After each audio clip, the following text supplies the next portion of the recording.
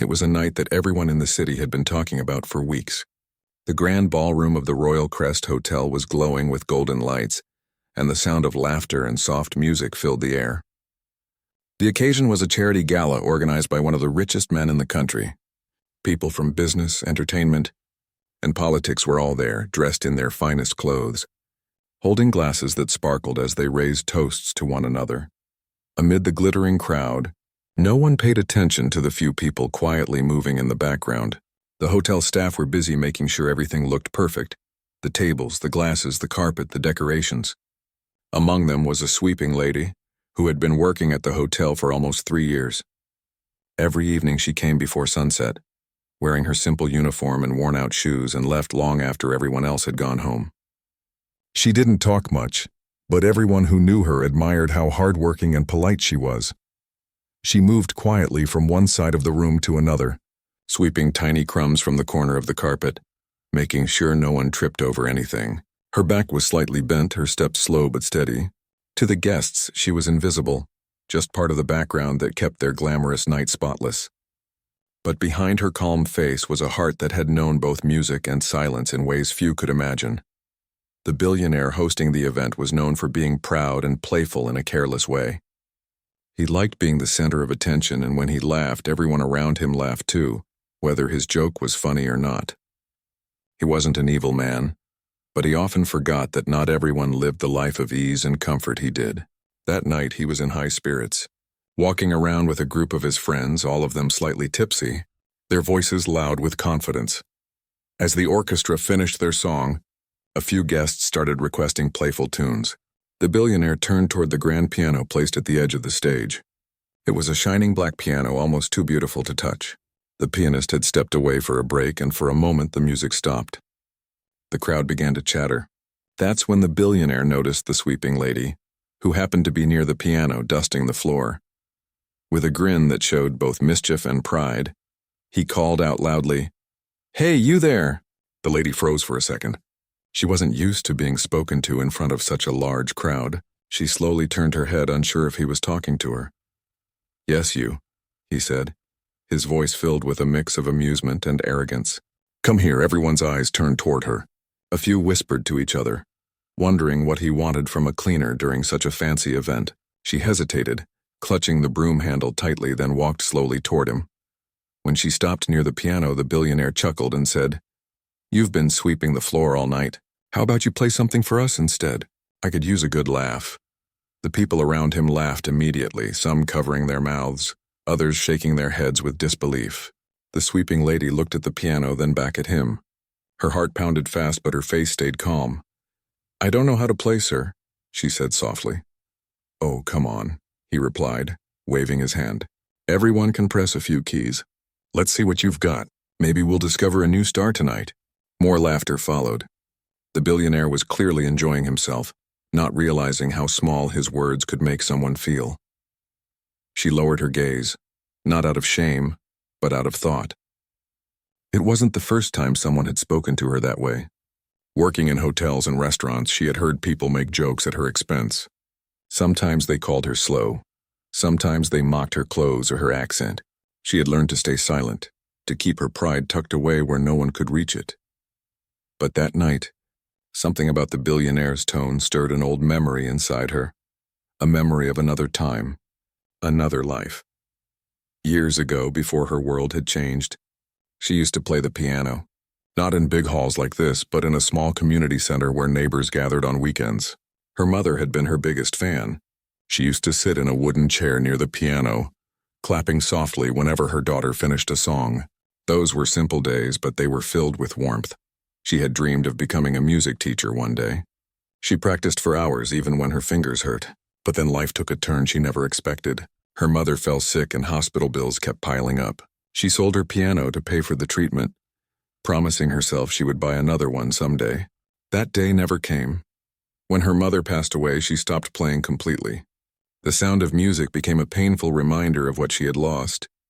So she took whatever work she could find, cleaning jobs, serving tables, anything that helped her survive. The world she lived in now was full of noise, but it had no melody, and now, years later, she was standing in front of a grand piano again. but not as a musician, only as the woman people laughed at. The billionaire leaned back in his chair, smiling in amusement. "Well," he said loudly so everyone could hear, "are you too shy to play?" A few guests chuckled. Some whispered that he was being too harsh, but no one said it aloud. It was his event after all. The sweeping lady looked at the piano once more. Her reflection shone faintly on its polished surface. For a brief second, she saw the younger version of herself, the girl who used to play until her mother fell asleep in the chair beside her. That memory was like a spark that refused to die. She took a deep breath and said quietly, "If I play, sir, will you still laugh?" The question surprised him. For the first time, he paused, unsure what to say. Then with a half-smile, he replied, "I suppose that depends on how good you are." His friends laughed again, but this time, there was something uneasy in the air. The woman slowly placed her broom against the wall and stepped closer to the piano. Her hands trembled slightly as she touched the edge of it. The guests began to whisper louder now, curious about what would happen.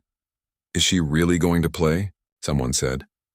"This will be interesting," another replied. She didn't answer anyone. Her fingers hovered above the keys for a moment, but she didn't press them yet. It had been so long since she had felt the cool smoothness of piano keys under her hands. She remembered how each note used to make her heart lighter, how the rhythm of music had once made her believe that life could still be beautiful. For a long second, the room was quiet except for the sound of the air conditioner and a faint clinking of glasses. Even the billionaire leaned forward slightly, expecting a joke, a mess, something to laugh at, but she didn't play. Not yet. Instead, she looked up and said softly, "Sir, I used to play a little, but it's been many years. I might have forgotten." The billionaire shrugged. "Well, let's see if those years were kind to your memory," he said. She smiled faintly, not out of fear but out of calm acceptance. There was nothing left to lose. The pianist who had been on break returned and saw her standing there. He looked confused, but when he caught her eyes, he nodded slightly, as if giving silent permission. He didn't know her story, but he could tell something meaningful was about to happen.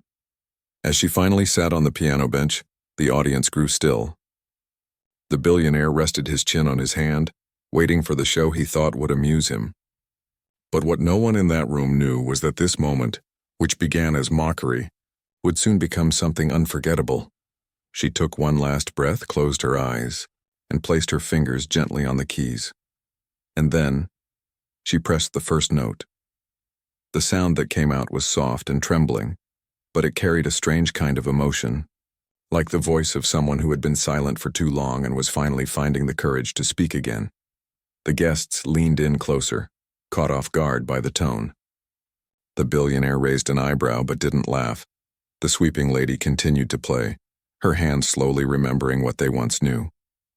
Her body swayed slightly with the rhythm. It wasn't perfect and it wasn't loud, but it was honest. Each note carried a piece of her past, her loss, and her hidden strength. The laughter had stopped completely now. Even the waiters had paused to listen. Something was changing in the air, a shift from mockery to awe, and as she played, her heart began to heal in ways words never could. The first few notes came out shaky, almost uncertain, like a soft whisper in a room full of noise. But the sweeping lady didn't stop. Her fingers began to move more confidently as the melody slowly unfolded. The tune wasn't a song that anyone recognized. It was something old, something she had created long ago when life still had laughter and warmth in it. Each key she pressed seemed to tell a story, one that had been waiting inside her for years, buried under silence, struggle, and long nights of work. The crowd that had been ready to laugh now found themselves frozen in place. The soft music seemed to fill every corner of the hall. The billionaire, who had leaned back with an amused smirk, slowly straightened in his seat. The smile faded from his face as he realized this was no ordinary sound. There was depth in those notes, something pure and full of feeling. She closed her eyes as she played. In that moment, she wasn't in the hotel anymore. She wasn't the woman in a cleaner's uniform surrounded by fancy suits and shining glasses. In her mind, she was back in the small room she once called home. The air smelled faintly of jasmine flowers from the window, and her mother's voice echoed in her memory, gentle, proud, and full of love. She could almost hear her saying, "Play it again, my girl." You make the world sound softer when you play. Her hands moved across the keys faster now, as if the years she had lost had all come rushing back. Her heart began to race, but not from fear, from joy. It was the feeling of finally breathing freely after being underwater for too long. She didn't notice the crowd watching her. She didn't see the faces of the guests who had once looked down on her. She was lost in her music, wrapped in the story her fingers were telling. When she reached the middle of the song, something magical happened. The melody changed. It became brighter, stronger, as if it carried a message of hope and pride. It was no longer a song of sadness, and it was a song of survival. The sweeping lady's posture changed too. Her back straightened and her face softened with peace. It was as if the music had lifted years of weight from her shoulders. For the next few minutes, no one moved. The servers stopped pouring wine. The guests stopped whispering. Even the waiters standing near the door stood quietly, afraid to disturb the moment. The sound of the piano filled the hall like sunlight spilling through a window. When the final note echoed through the room, she lifted her fingers slowly from the keys and let them rest on her lap. The silence that followed was deep and powerful. For a few seconds, no one even breathed. Then one person began to clap, quietly at first. Another joined. Then another. Within moments, the entire hall was filled with applause. People stood up from their chairs, clapping and cheering. The sweeping lady looked around, unsure what to do. She hadn't expected this.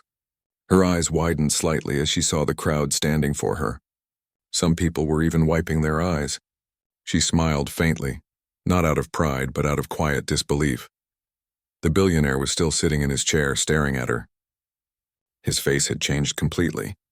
There was no trace of mockery left. Instead, there was something that looked almost like shame, or perhaps realization. He stood up slowly, his expression soft. When the applause finally began to fade, he walked closer to her. The crowd parted for him, still murmuring in amazement. He stopped beside the piano and looked at her for a long moment before speaking. His voice was lower now, different from the loud, confident tone he'd used earlier. "That was unexpected," he said quietly. "You play beautifully." The sweeping lady nodded slightly. "Thank you, sir," she replied, her voice calm and respectful. He cleared his throat, glancing around at the people who were still watching. "I think we all owe you an apology," he said, loud enough for everyone to hear. "I made a joke that wasn't very kind. And you—" He paused, looking at her again. "You gave us something far better than laughter tonight." The room was silent again, but this time, it wasn't uncomfortable. It was full of quiet admiration. The billionaire turned toward the guests and clapped his hands. Everyone followed, clapping again, louder than before. The sweeping lady bowed her head slightly and took a small step back. Her heart was still pounding, but now it was from something beautiful. The feeling of being seen, truly seen after so many years of being invisible. She didn't expect praise or gifts. The applause was more than enough. It reminded her that no matter how hard life became, her music had never left her. It had only been waiting. After the event ended, the crowd began to leave slowly, still talking about what had happened. Some came up to her and thanked her for the performance. A few even asked her name, curious to know who she really was. She just smiled politely and said, "Just someone who loves music." Then she picked up her broom again and returned to her work. The billionaire stayed behind for a few moments. He watched her from a distance, deep in thought. One of his close friends came up to him and whispered, "You really embarrassed yourself tonight, but she handled it better than anyone could." He nodded silently. "I know," he said. "I didn't mean any harm, but I didn't think she'd be that good." His friend chuckled softly. She was more than good. She was unforgettable. The billionaire didn't respond. He just looked at the piano once more and walked out of the hall. Something about the evening stayed with him long after he got into his car. For the first time in years, he felt small. Not in a bad way, but in a way that reminded him that money couldn't measure real worth. The sweeping lady finished her shift around midnight. When the ballroom was empty, she walked back to the piano one last time. The lights were dim now, and the only sound was the faint hum of the air conditioner. She ran her fingers gently over the keys again, smiling quietly. She whispered to herself, "It still remembers me." She didn't know that one of the hotel staff was watching from the corner. He was a young waiter who had seen the whole thing. He admired her more than ever. When she turned to leave, he said softly, "You played beautifully tonight." "Everyone's still talking about it," she smiled kindly. "Thank you." "I just played what I felt," he nodded. "You reminded us all that everyone carries something special, even when no one notices." She didn't know how to respond, so she just gave a small smile and walked out of the hall. The night air outside was cool, and she took a deep breath. For the first time in a long time, she felt alive. The city lights twinkled above her like tiny stars. She thought about her mother again, imagining her smiling proudly somewhere far beyond those lights. When she reached her small apartment, she sat by the window and stared at the moon. The sound of the piano still echoed in her mind. It wasn't just music anymore. It was proof that no matter how life tried to silence her, she still had a voice. Meanwhile, the billionaire lay awake in his mansion, unable to sleep. The image of the sweeping lady playing the piano kept replaying in his mind. He thought about her calm expression, the way her music had filled the room, the way it had made even the most powerful people fall silent. He realized that while he had spent his life chasing laughter, fame, and applause, she had given him something far more meaningful: humility. The next morning, he called the hotel manager and asked about her. "The woman who played the piano last night, who is she?" The manager hesitated. "She's one of our cleaning staff, sir. She's been with us for a few years. Works the late shift." "Does she still work tonight?" he asked. "Yes, sir." "Why do you ask?" He didn't answer. He just said quietly, "Tell her not to bring her broom tonight. Tell her I want her to play again." The manager was surprised, but he agreed. That evening, when the sweeping lady arrived for her shift, the manager stopped her at the door and gave her the message. She was confused and a little nervous. "Play again?" she asked softly. "Yes," he said with a smile. "The boss himself asked for it." She stood still for a moment, her heart caught between disbelief and wonder. Then she nodded slowly. That night, the same piano waited for her, shining under the soft lights. But this time there was no laughter, no mockery, no crowd expecting a joke. There was only respect. She sat down quietly, touched the keys, and began to play again. Not for approval this time, but for herself, for her mother, and for the peace she had finally found. The next evening came quietly, but something in the air felt different. The hotel looked the same from the outside, tall, bright, and elegant. But for the sweeping lady, it felt as though she was walking into a different world. She wasn't sure what to expect. All she knew was that the manager had told her not to bring her broom, only her hands and her heart. When she stepped inside the ballroom, she saw the grand piano waiting under a soft light just like before. But tonight it wasn't part of a fancy event. The hall was mostly empty except for a few hotel staff and the billionaire himself, standing near the piano with a thoughtful look on his face. He wasn't dressed in his usual sharp suit. He wore a simple shirt and no tie, his sleeves rolled up as if he wanted to feel a little less like the man who owned everything, and more like someone trying to understand something new. When he saw her, he smiled awkwardly. "Thank you for coming," he said softly. She nodded politely, unsure how to respond. "You asked me to play?" "Yes," he said. "Last night, I couldn't stop thinking about what happened. I realized I didn't really listen to you before. I'd like to hear you play again, properly this time, without the noise or the laughter." For a moment, she hesitated. It felt strange to play again for the same man who had once mocked her. But then she saw the sincerity in his eyes, and something told her this time was different. So she nodded and sat down at the piano. The room was silent except for the faint sound of her breathing as she touched the keys. This time her fingers moved more freely, and the melody that came out was warm and full of emotion. The billionaire listened quietly, leaning against a nearby table, his eyes distant as if the music was pulling him somewhere deep inside his own memories. When she finished, he clapped softly. "It's beautiful," he said quietly. "You make it sound so alive." "Thank you, sir," she said, her voice humble but calm.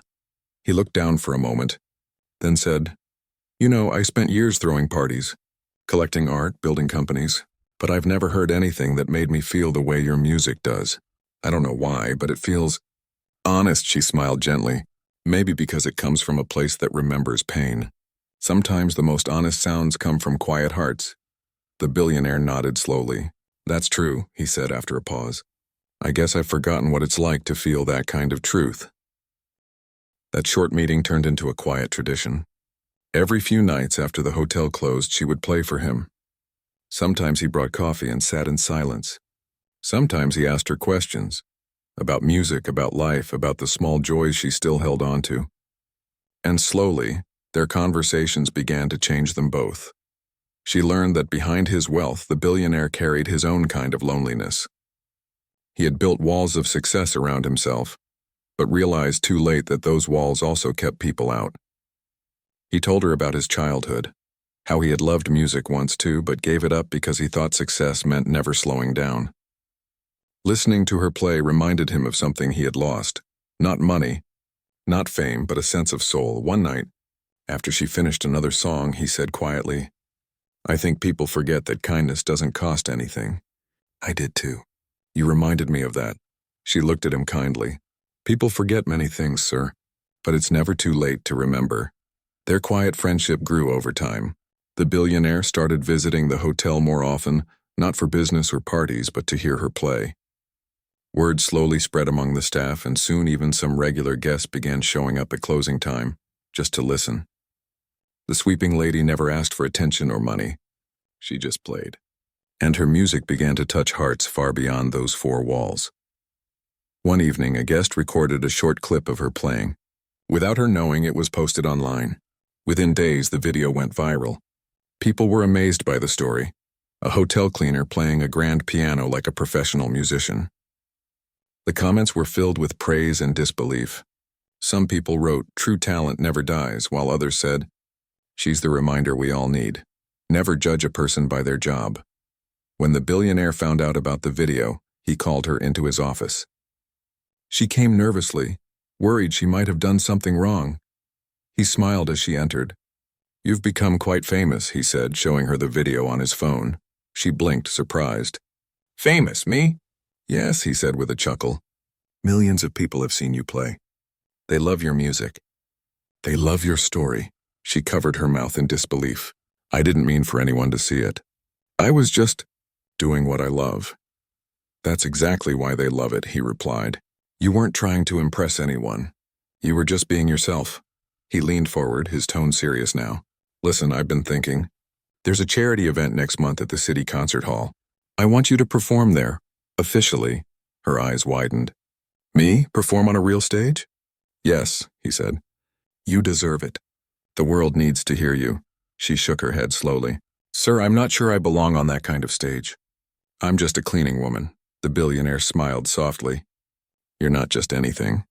You're someone who makes people feel something real. And that's rare. Don't hide that." She was silent for a while, her heart torn between fear and hope. "If I do this," she said quietly, "it won't be for fame. It will be for my mother. She always wanted to see me play in a hall full of people. Maybe she'll hear me wherever she is." The billionaire nodded. "Then play for her. Play for yourself. I'll take care of everything else." Over the next few weeks, preparations began. The billionaire arranged for her to practice at the hotel's piano every evening. He even hired a piano tuner to make sure it was perfect. The staff cheered her on, proud and excited. For the first time, she felt like her life had meaning beyond survival. Each night as she practiced, memories of her mother filled her heart. She could almost hear her whispering, "Don't be afraid. The world needs your song."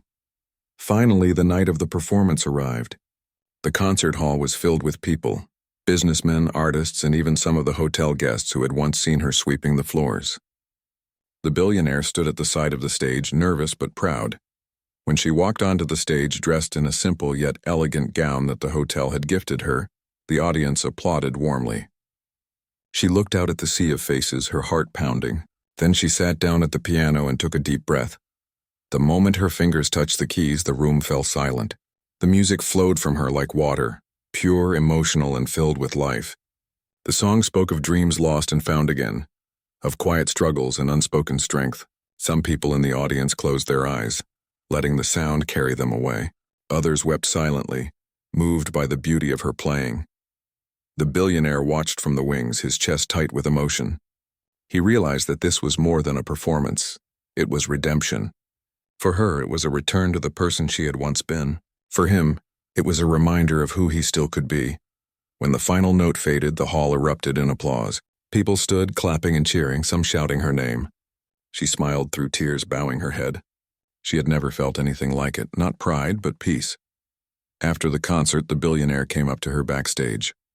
"You did it," he said, his voice filled with genuine admiration. "You changed more hearts tonight than I have in all my years of speeches and donations." She looked at him with gratitude. "You gave me a chance to be heard," she said softly. "I'll never forget that," he shook his head. "No, you gave me a lesson I'll never forget." As they left the hall that night, the crowd still talking about her performance, the sweeping lady looked up at the sky. It was full of stars. She whispered a quiet thank you, to her mother, to life, to music. For the first time in years, she didn't feel like a forgotten face in the background. She felt like someone who had finally found her voice again. And though the world now knew her as the woman who played the piano, she remained humble, kind, and grateful.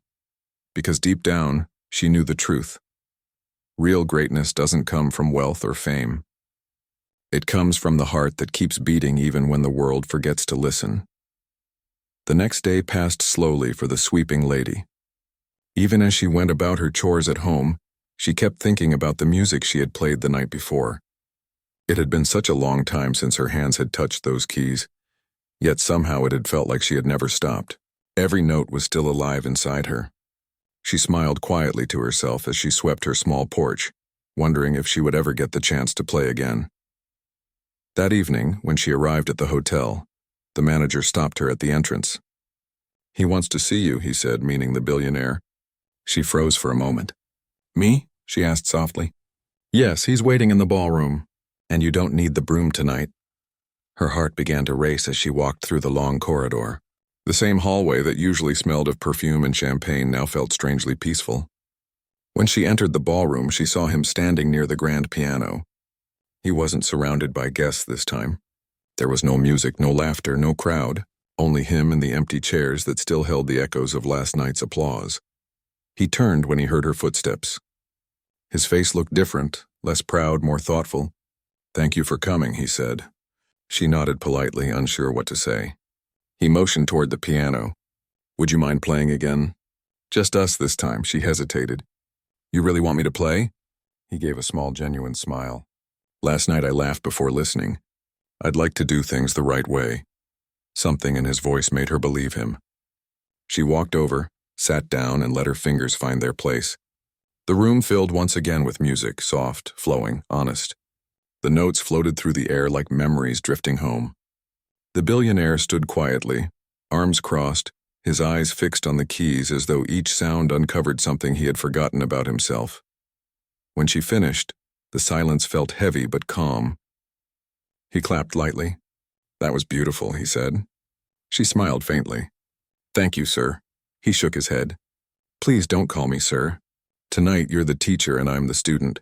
She looked down shyly. "I don't teach," she said. "You just reminded me how."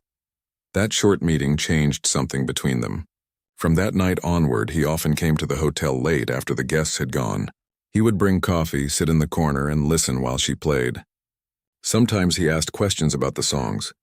Sometimes he said nothing at all. The music filled the spaces where words weren't enough.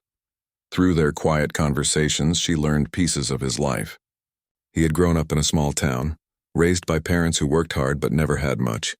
As a boy, he used to play guitar, but when business took over his life, he stopped. "I told myself music doesn't pay bills," he admitted one night. "But maybe it pays for something else, the peace I lost along the way." She listened kindly, then said, "Peace doesn't live in money. It lives in what we love." Her words stayed with him long after she went home. He began noticing things he hadn't before. The smile of a waiter, the patience of the cleaners, the way music made the lobby softer in the mornings. It humbled him. One evening while she played, a guest who had come to collect his coat stopped at the doorway. He stood still, mesmerized by the sound, and secretly recorded a short clip on his phone. Later, he shared it online with the caption, "The lady who cleans the floor but plays like an angel." Within days, the video spread everywhere. People watched it over and over, amazed by the grace and emotion in her music. They wanted to know who she was, how she had learned, why she was cleaning instead of performing. The story touched millions. When the billionaire found out, he called her into his office. She entered nervously, afraid she might be in trouble. He held up his phone and smiled. "You've gone viral," he said. "Everyone's talking about you." She frowned slightly. "Viral?" He laughed gently. "Famous. The world heard you play." Her eyes widened in disbelief. "I didn't mean for anyone to see me. I was just doing what I love. And that's exactly why people love it," he replied. "You played with heart, not for attention." He leaned forward. "There's a charity concert next month. I want you to perform there. Not as an employee, as the main artist." Her breath caught. "I can't, sir. I'm not trained for that anymore." "You don't need training. You already have what no one can teach." She thought about it for a long moment. "If I play, it won't be for the crowd," she said softly. "It will be for my mother. She always wanted to see me on a real stage." "Then play for her," he said gently, "and let the rest of us listen." Over the next few weeks, she practiced every evening after work. The billionaire made sure she had time and quiet. The staff often paused their duties to listen. They clapped for her after every song, encouraging her like family. Even the hotel chef would bring her tea during breaks. For the first time in years, she felt part of something larger than her struggles. The billionaire sometimes joined her, sitting near the piano, closing his eyes as she played. One night he whispered, "You know, I built this hotel thinking I was creating something grand. But this piano, your music, it's the first time this place has ever truly felt alive." She smiled. "It's not the piano, sir. It's the people who choose to listen." When the night of the concert arrived, the city's concert hall shone brighter than ever. Guests dressed elegantly, but there was a different kind of excitement in the air, one that came not from glamour but from curiosity. Everyone wanted to see the woman whose music had melted hearts across the internet. Backstage, she sat quietly, her hands trembling slightly. The billionaire came to wish her luck. "Remember," he said softly, "don't play for them. Play for yourself." She nodded, her eyes misty. "I will." When she walked onto the stage, the hall fell silent. She looked out at the sea of faces, some familiar from the hotel, others complete strangers. The lights were bright, almost blinding, but she didn't feel afraid. She sat down, closed her eyes, and began to play. The first notes were gentle, like the start of a story whispered by the wind. The melody grew, full of warmth and hope, as if telling the journey of a woman who had fallen, worked, and risen again through the strength of her own spirit. The audience leaned forward, unable to look away. Some wiped tears from their eyes. Others simply smiled, lost in the beauty of what they were hearing. The billionaire watched from the side of the stage. He felt proud, but more than that, he felt changed. For years he had believed power came from control, but that night he understood it came from humility, from letting something pure move through you without owning it. When the final note faded into silence, the audience stood as one, clapping, cheering, calling out her name. She stood, bowing her head slightly, tears shining on her cheeks. In that moment, she wasn't the cleaning woman anymore. She was a musician, a dreamer, a reminder that no one's worth can be measured by the work they do. After the show, the billionaire met her backstage. "You did it," he said softly. "You've given the world something it didn't know it needed." She smiled, still trembling with emotion. "You gave me the chance," he shook his head. "No, you gave me perspective." Outside, the night was quiet again. She walked to the car, waiting for her, carrying nothing but a small bouquet someone had handed her after the performance. As she looked up at the sky, the stars seemed brighter than ever. She whispered, "Did you hear me, Mother? I finally played for you." The billionaire stood a few steps behind, watching her leave. For the first time in a long while, he felt grateful, not for wealth, but for grace. He had learned that a true gift doesn't come from giving money. It comes from giving respect. And somewhere deep inside, the sweeping lady knew that her life had changed forever. The music that once belonged only to her now belonged to everyone who needed a little hope. She had swept floors for years, but now, through her music, she swept hearts clean of pride and filled them with light. The weeks after the concert were like a dream for the sweeping lady. Everywhere she went, people recognized her. Some waved, some smiled, and others stopped just to tell her how her music had touched their hearts. At first, it all felt strange. She wasn't used to being noticed. For years, she had worked quietly, almost invisible, blending into the background of other people's lives. Now suddenly, she was at the center of attention.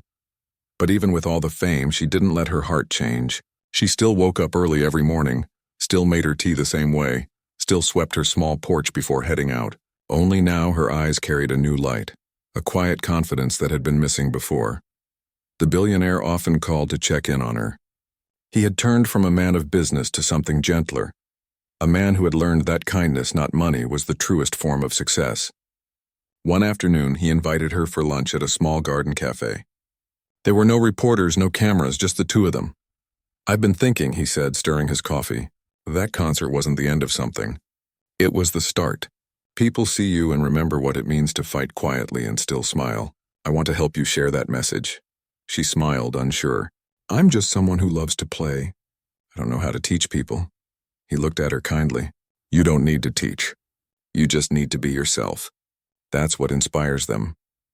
He told her about his idea, to open a small community center in the city, a place where people who had forgotten their dreams could rediscover them. Music rooms, art corners, bookshelves filled with stories that lifted the heart. "And you," he said, "will be its heart." Her eyes widened. "You want me to run it?" "With my help, yes. I'll build it. But I want you to fill it with life." She didn't answer right away. She looked around at the blooming flowers and thought about how her life had once been a quiet garden. Simple, small, and unnoticed. And now somehow it had grown into something that could give others hope. "All right," she said softly. "Let's do it." From that day on, both of them worked together. The billionaire used his resources, but he listened to her ideas. She chose every small detail, the old piano for the main hall, the wooden benches for people to sit and share stories, even the soft yellow walls that made the place feel like morning sunlight. When the center finally opened, people from all walks of life came. There were children who had never seen a real piano, old men who brought dusty guitars from their youth, women who used to paint but had given it up for family work. She welcomed them all with the same gentle smile. One evening, as she was teaching a little girl to press her first notes, the billionaire walked in quietly and watched. The girl's laughter filled the room, and the sound of the piano rose like a soft echo of joy. He couldn't help but smile. Later, as they locked up the center for the night, he said, "Do you know something? You've done what money alone never could. You made people believe again." She shook her head humbly. "No, they always believed. They just needed a small place to remember how." The months passed, and the center became a second home for many. Every weekend there were small performances, songs, poems, even storytelling. People who once came with tired hearts now came to give something of themselves. The billionaire often sat in the back row clapping quietly, his laughter softer, his eyes kinder. One day a letter arrived for the sweeping lady. It was from a woman who lived in a faraway town. The letter said, "I used to clean offices at night and thought my life was small. Then I saw your story online. You reminded me that dreams never expire. I started singing again. Thank you for reminding me of who I was." The lady read the letter several times, her eyes glistening. She realized then that what had started as one night of unexpected music had become a chain reaction, one heart lighting another. The billionaire, too, was changing. He had begun spending less time in board meetings and more time in the community. He even picked up his old guitar again. Sometimes, after everyone had left, the two of them would sit together in the quiet hall playing side by side. Their music wasn't perfect, but it was real. One night, after a long day at the center, the lady sat by the piano alone. She played softly, her fingers moving almost without thought. The billionaire came in quietly and listened from the doorway. When she finished, he said, "You've turned this place into something more than I ever imagined." She smiled. "You gave me the chance. That's all I needed." He looked at her thoughtfully. "No, you gave me something too. I used to laugh without joy. You taught me to laugh with peace." She looked at him kindly. "Maybe that's what music does. It helps us find the part of ourselves we forgot to listen to." In the following years, the center grew. It expanded to new towns, each one carrying the same warmth, the same belief that everyone deserves a second chance to chase what makes them feel alive. The sweeping lady never saw herself as a star or a celebrity. She still dressed simply, still spoke softly, still carried the same humility. But wherever she went, people greeted her with respect. At one special event, a journalist asked her, "What made you believe in yourself again?" She smiled and said, "Someone laughed once and I played for him. But by the end, he wasn't laughing at me. He was laughing with me. That's when I realized kindness can start from anywhere, even from a misunderstanding." Her answer touched many hearts. That single moment reminded people that the smallest act of grace could change a life. Years later, when the billionaire grew older, he often visited the center with a walking stick and a smile. The sweeping lady always kept a chair for him near the piano. Sometimes he would close his eyes and listen to her play the same song she had played that first night, the one that had made him stop laughing and start feeling. One evening, after everyone left, he told her quietly, "Do you ever think about how strange life is? You came to sweep floors and instead you swept away my pride." She smiled softly. "And you gave me back my music. So I guess we both cleaned something up," he chuckled. And for a moment, they both sat there in peaceful silence, letting the past rest. After his passing a few years later, the community center was renamed in his memory. At the ceremony, she played again, this time with her students beside her. The audience was full of people whose lives had changed because of that one small story that started with laughter. When the last note faded, she looked up at the large photo of him displayed on the wall and whispered, "Thank you for listening." The crowd stood, applauding, but she stayed seated at the piano, her hands resting gently on the keys. She didn't need the applause. She had already found everything she had ever searched for: dignity, purpose, and peace. That night, as she walked home under the stars, she thought about how far she had come. From sweeping empty halls to filling them with music, from being laughed at to being listened to. Life had not been easy, but it had been kind in its own quiet way. When she reached her small house, she placed her broom by the door as she always did. It wasn't just a tool anymore. It was a reminder of where she started and of how every humble beginning carries its own kind of strength. She made her tea, sat by the window, and smiled. Somewhere in the distance, she could hear children laughing, their voices blending with faint music from the center. It felt like a perfect ending, yet also a beginning that would never really end, because the music she played that night for a man who needed a laugh had become something bigger than either of them. It had turned into hope, something that would keep playing long after both of them were gone. And in that soft, peaceful moment, the sweeping lady finally rested her hands and whispered to herself, "Maybe that was the song I was meant to play all along."